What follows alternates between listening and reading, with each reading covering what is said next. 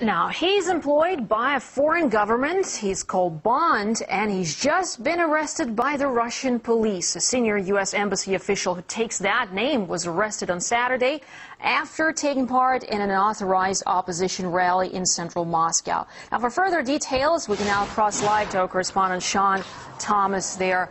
Hello to you, Sean. So what do we know about the incident so far?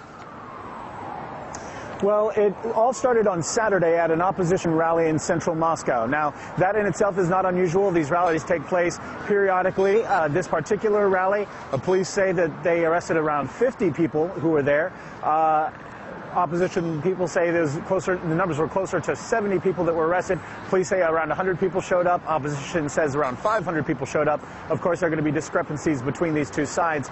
But the interesting part comes from the man named Bond, who was arrested participating in the rally. Now, he was not there on any official capacity that we know of, but he was carrying his diplomatic card, which says that he is employed by the embassy and is the second secretary and vice-consul here in Moscow, which is interesting in and of itself.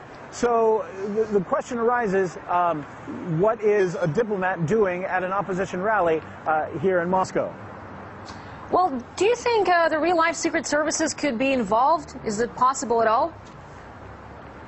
Well, the word spy has not really been thrown out yet, but it does raise some questions. The irony of the name is not lost. Of course, as you know, that in the Orange Revolution in Ukraine and the Rose Revolution in Georgia, it's been long suspected that there have been U.S. ties, or at least U.S. instigations or involvement in those events. So whether a diplomat here is on an official capacity involved with spreading dissent around Moscow, there are some speculations. In terms of an official capacity or an official word, RT has contacted the U.S. Embassy, and they have not given any response as of yet. So right now the situation is still new and it's playing out, but it is interesting to see why a U.S. diplomat was there. Now, one thing that must be said is one can only assume that an American being arrested at such a rally, he was possibly shaken but not stirred. All right, Sean. Well, as we know, the American Embassy hasn't commented on that yet, and we'll, of course, probably will hear more on this later. But for now, thanks very much